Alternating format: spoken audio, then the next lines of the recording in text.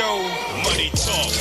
Hello and welcome to the Financial Fitness Bunny Podcast, your number one stop shop to all things money management. My name is Nicolette Mashile. I'm also known as the Financial Bunny, and I'm here to put lipstick on the money pig. This week's book that we've read, which we've reread and reread so many times, is called The Millionaire Next Door, right? It is a book written by Thomas J. Stanley and William D. Danko, and they are fantastic in this book. They've got a whole lot of statistics and a whole lot of research that they've done. But what I really like this book is I'm just going to take out the simple message that comes from this book, because I think a lot of people who read this book and the criticism that goes into the book is it's a lot of statistics and this kind of lifestyle doesn't work in the everyday, because this book was written quite a number of years ago. But I think that if you just take out the simple message, of course, it's like when you're reading those astrology people's threads on Twitter, they'll write there for Virgo placements, Gemini, Sagittarius placements, whatever placement you've got. It can be your moon, your sun, your ascendant. And then they say, take what relates to you, right? And I think for me, that's what I'm doing with this book. I'm taking what relates to me, and that becoming a millionaire is possible for every person.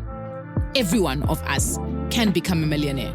Now, of course, you can calculate what a millionaire is in your own currency. I know a lot of American people like to take shots at South Africans when we say we're millionaires, and they say, are you a dollar millionaire or are you a rand millionaire? Excuse me, I'm a millionaire where I stay. Why am I trying to become a dollar millionaire when I don't work in dollar denominations? Please don't stress me out, okay? I am a millionaire where I live. All right, thanks, bye. All right, anyway, I digress. So I think it's very, very important to understand that the possibility of becoming a millionaire is possible. Money works on a very, very easy formula. Money comes in, money goes out. What is left is what you start using to build out your net worth. So that first lesson we always teach you, don't spend all you make. It's a very important lesson. That Apple analogy I like to push, a very, very important Apple analogy, because it tells you it's not about what you make, it's about what you keep. And what you keep is what's going to make you into a millionaire. Then the next question people ask is, does it have to be in cash for you to be a millionaire? No, as long as your assets, as long as your net worth equals to $1 million. So you've got to take you got to take assets minus liabilities, and whatever you're left with, that's ultimately whether you're a millionaire or not. And this is, you can take your money and tie it up in assets. But as long as those assets are yours and you own them, you can't be an asset millionaire. Yes, does it make you illiquid? Again, it probably does. But at the end of the day, we're talking about portfolios here. We're not talking about you having access to R1 million, because anybody, even people who don't have money, can have access to R1 million, because we live in a world where credit is available and accessible to a lot of people. So the Millionaire Next Door is really about the reality of how people can accumulate extraordinary wealth. Ordinary people like you and me can actually accumulate extraordinary wealth. Time comes in to become a factor. There's another criticism that the Millionaire Next Door gets is the fact that why would I want to be a millionaire in my 60s, in my 70s, in my 80s? Let's be fair, people are living much longer than they were in the olden days. So I wouldn't mind being a millionaire and having all of the conveniences, all of the access that I need when I turn 60. I ain't trying at 60 to still be out there lining up for Mdende. No, I don't want to do that at my age. No, please, I am not interested in those things, So basically the authors, what they did is they conducted studies that found typical millionaires are not flashy consumers. Not flashy consumers. Not like our Nicolette. They are driving the most modest car. Oh, by the way, I saw the other day somebody said there's a picture of Mark Zuckerberg. And Mark Zuckerberg apparently wears the same t-shirt every day. And they say, yeah, millionaires don't spend money on clothes. They wear the same t-shirt every day, so it takes out, the decision-making thing in the morning. You just put on the same shirt. I'm like, yeah, no, I don't know about wearing the same shirt every day. Yeah? Okay, we can be frugal, guys, but let's not pretend like we don't have money, because that's also a bit random, all right?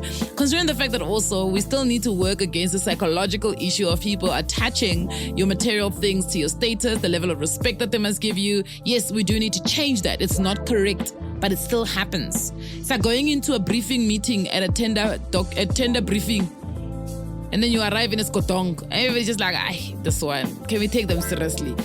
Or like you go into a procurement meeting and then the supply chain manager's looking at you in your skotong and they're like, this one's going to take our money. Or funding a meeting, they're going to take our money and buy a new car. This one is not about building wealth. This one is about starting from zero. So we still have that big culture in a country like South Africa, which is wrong, but we do need to work around it, right? So I'm not advocating for big material and being flashy and material things. I'm just saying buy the assets that can buy you the luxuries that you want. So basically, in The Millionaire Next Door, it says that these millionaires are not flashy. They tend to be business owners who work very hard, they save their money, and they live a middle-class lifestyle, like you and me.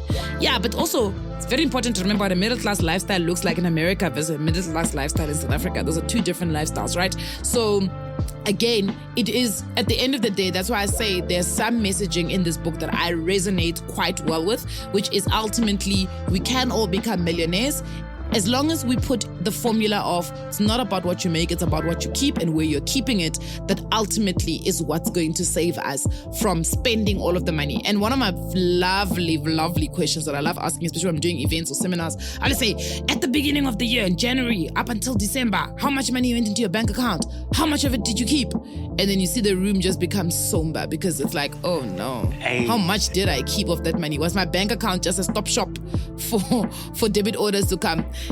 In actual fact, yesterday I saw a very cool tweet. Somebody was like, these debit orders, they're very close to taking perfume you know, literally solely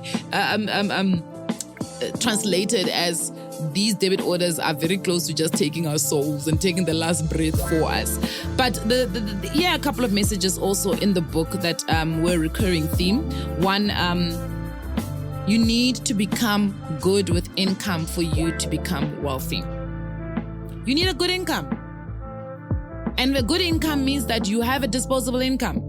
So after you've managed to use your money in your budget, living expenses, paying off debt, paying insurances, saving, investing, there must be a good income so that you can increase your investments. You gotta remain frugal. But guys, remaining frugal doesn't mean you must still eat processed cheese. Come on, eat real cheese. You know what I mean? There's no point in taking yourself through msokolo because you're trying to remain frugal. It just means don't buy unnecessary things that you don't need. Avoid the status trap. This is a big one. This is a huge one. A lot of us love to display our wealth. We want to wear our wealth, want to drive our wealth, we want to live in our wealth. Manage it nicely. Have a good balance. An expensive car must have more than just looking flashy. Is it a safe car? Is it because you drive far and you want to be in a good car? Those are the things that you've got to consider. It's important also to acquire assets. Millionaires grow wealth faster outside of their income. Self-employment is another big thing. I always say you need to strike a good mix. Corporate world, absolutely important. It's important to your work ethic, it's important to networking, it's important to really understanding where money comes from, that money needs to be worked for. And you want to throw in some self-employment there, absolutely do it. Absolutely do it, because there's no limit when you are in self-employment, you know? And breed independent children. Make sure that your kids don't become those people that will shackle down your pillars that are holding your wealth, the generational wealth that you have built. So that's the book that I wanted to share with you this week. I absolutely loved it. But as I said, I don't resonate with all of the messages in the book, but there are some that I absolutely resonate with. But in today's episode of Yes, Money Does Matter, I want to speak a little bit about the emergency fund. What I found a lot during the COVID hard lockdown was that many people didn't have emergency funds. What is an emergency fund? You know that the Reserve Bank actually keeps gold bars at the Reserve Bank, right? They keep gold bars because those are the reserves that are backing up our currency. So even you in your life, you need to have something that is backing up your income. You've got to have those reserves somewhere. Because let's be fair, not every loss in your life can have a product attached to it. So yes, when it comes to insurance policies, comes to insurance products, we've got the likes of car insurance to back you up if there is a car accident or car theft or hijacking. You've got life insurance to back up your entire life if something happens to you and you're leaving financial dependence behind. Temporary disability cover if something happens to you and you can no longer derive an income because you're temporarily disabled to be able to do work that helps you derive an income, there is an insurance policy that steps in, cell phone insurance. If your screen cracks, if your phone falls into water. But there's certain instances in your life where there may not be an insurance policy to be able to respond to those financial losses, potential losses. Then you need to be able to step back into your reserves so that you don't disturb your income flow. Because what happens with a lot of us, where our finances go, every time I speak to someone, in fact, I was doing a financial coaching session this morning, and a young lady has a credit balance of over 90,000 Rand. No! And I said, how did you get here? What happened? And she explained, noble. The reason why she got a credit card was very noble. Wanted to get a credit card because I needed to build my credit report, or credit profile rather. But kancane, something comes up, an emergency happens, and then she's tapping into the credit card. Emergency happens. One day you wake up and you've got an outstanding balance of 90,000 Rand on your credit card. That's because when those little things happened, you didn't have the reserves to tap into. So the credit card became the emergency fund. So it's very important to understand that you don't want to find yourself when your income is disturbed or there's an interruption in your income. You are then using credit facilities as your emergency funds. That's why you have to keep savings. So yes, we always talk about your savings need to have a KPI attached to them. You must have goals. But one of your goals should be that I do not want to find myself resorting to credit facilities the day my income is interrupted. And that is why I have a certain amount of money allocated to savings. The benchmark is to have 3 to 6 months if you are in a employment setting and you've got a salary security, and then 6 to 12 months if you are self-employed or in your business setting, because if something happens to the business and the business has a cash flow issue or business continuity issue, then you've got reserves to tap into. For instance, for me, in the business that I'm in, I know January is a terrible month because brands are still coming back. Some of them come back mid-month. So we might not have work. But salaries still need to be paid. Retainers still need to be paid for graphic designers. The guys who do help us with creating content, whether it's shooting, whether it's recording podcasts, they still need to be paid. Salaries need to be paid. Rental space needs to be paid. So I need to have reserves. So throughout the year, every month, I'm putting away a certain amount of money so I can cover the business in January. So between January and December, I know those 2 months sometimes are very hard, you know? So you've got to make sure that you've got projections of knowing what the pattern of your financial life looks like.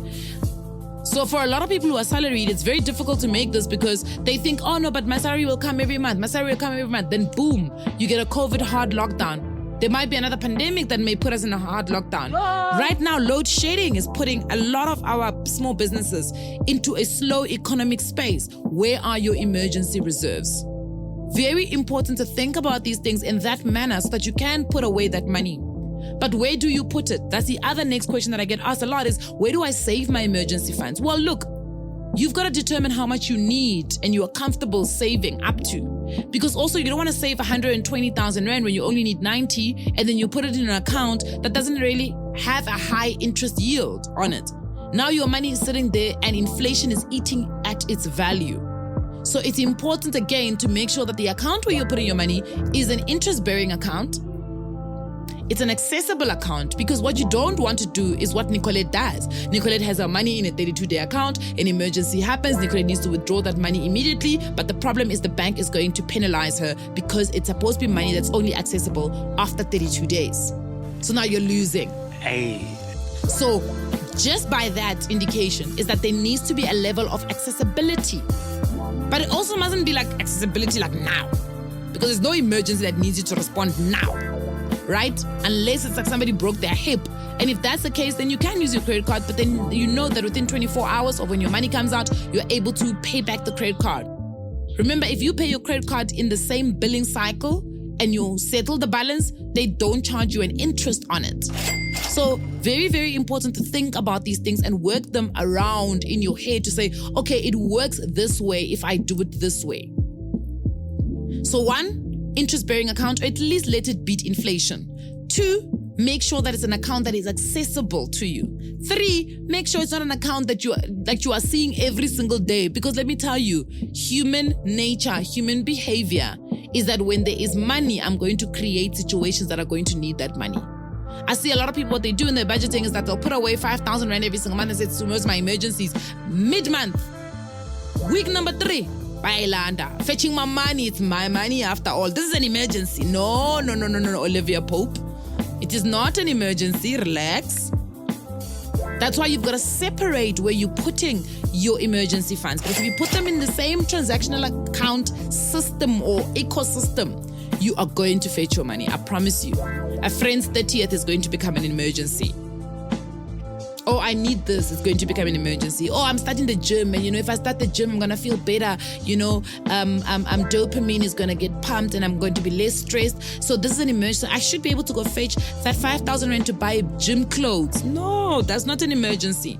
In fact, I suggest you write a little black book of emergencies, things that you are willing to actually attribute an emergency status to those things.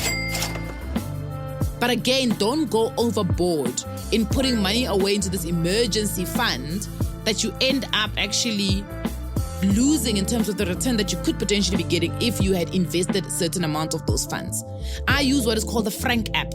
Now on the Frank app, it's FRANC. On the Frank app, what they've got is they've got 2 funds. They've got the Allan Gray Money Market and they've got the Satrix ETF, the top 40. So when you go onto the app, it allows you to be able to split your contributions based on your appetite, your risk appetite. But you can switch those things around based on what's happening in your life. So I started off with a 50-50 split. I put in a 3,000 every single month. 1.5 goes into the money market account. 1.5 goes into the stock equity account or equity fund, which is the Satrix Top 40, right? Then when I realized, no, I need to amp up on my emergencies because I know we're getting closer to those months where things are going to be dry, I then just switch again. I make it a 80-20. So 80% will go into my money market account and 20% will go into my Satrix Top 40. And that's how I actually am able to separate one, put in money into an account where it's accessible, but also into funds where I know it's going to actually vest in terms of actually getting back some sort of return. The day and the month where I reach my emergency goal in the money market account, I just switch on the shift again. Then I make it 90% into the stock portfolio or into the stock equity fund, and then 10% goes into the money market.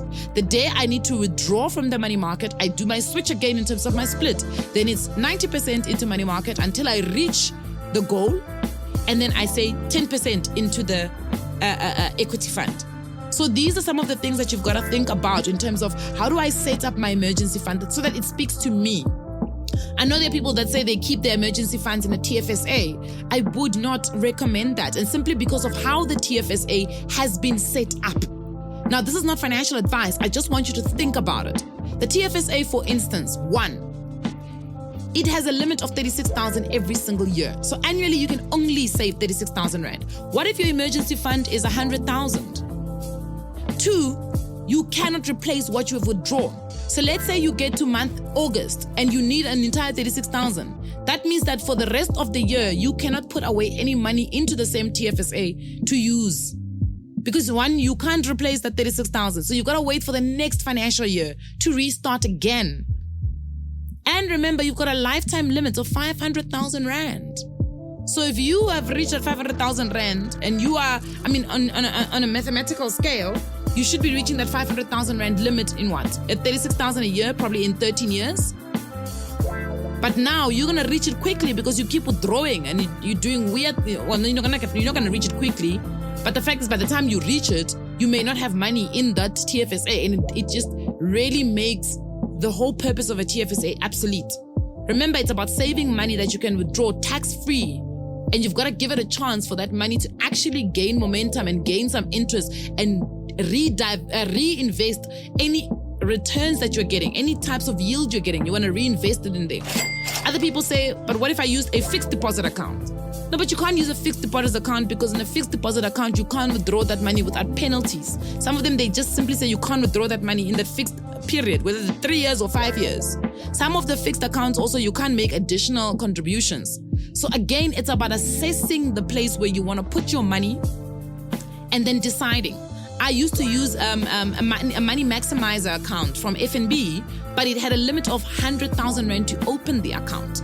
I know Investec has a couple of those. But again, you need to then reach that 100,000 Rand limit to even just be able to open that account so that you can use it. Great returns on it, but very difficult for the ordinary person to be able to save up 100,000 Rand and then go there.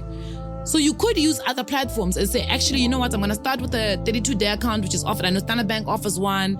I know FNB offers one. You know, you save your money there, reach the 100,000 Rand, then you go to these ones that need 100,000 Rand for you to be able to open. But that's if you need 100,000 Rand in your money market account. There's no, in your money maximize, in your emergency fund. There's no need to push yourself to those types of limits if you don't have to. If you're living a life that doesn't require a lot of because ultimately, the part of your life that is going to need this DIY insurance policy, which is made up of your emergency fund, is usually your living expenses, your black tax. Those are the things that, you know, you don't have an insurance policy. And perhaps maybe the actuaries out there, the smart product developers out there, can you guys develop an insurance policy for black tax? I know it's a big variable. The probabilities are very wide, but guys, I trust you. You guys are some of the best minds in the world. Let's come together and find a product that can speak to this specific area of people's lives, because it's a huge area. But ultimately, those are the spaces in your life. And if you don't have those big needs, or those probability of those type of situations happening in your life are very much 0 to none, then you don't need a big emergency fund. Then you don't need these extraordinary investments or funds where to put your money. But ultimately, you do need to be able to do that. Also, another way of really creating a great, and I would suggest this for small businesses, is to also use credit facilities as your emergency. I know in the earlier, when I started this podcast, I said you don't want to find yourself in a situation where you are tapping into credit. But if the credit is pre-planned, so your credit facility is pre-planned. For instance, you've got an overdraft that is pre-planned. You've negotiated good interest rates on it, and something does happen in your business where you need more than what you've saved, then you can tap into a pre-planned credit facility that you know you are able to pay back without huge interest rates that you're being charged. The problem is a lot of individual people, what we do is we only get ourselves in a situation where we need the credit facility when we're in a desperate situation, and now we don't have the power to negotiate for good terms and conditions like credit interest rates or like the loan term. So that's where, or even the amount that you need, you may not even be able to access the amount that you need. But that's why where credit now becomes an enemy in terms of using it as an emergency fund. So it's important to think about these things. I'm going to leave it here for today. Do remember, none of our podcasts constitute as any type of financial advice. If you are looking for financial advice, please speak to somebody who is certified and registered with the FSCA. That's it for today's episode of Yes, Money Does Matter. I will see you guys on the next one.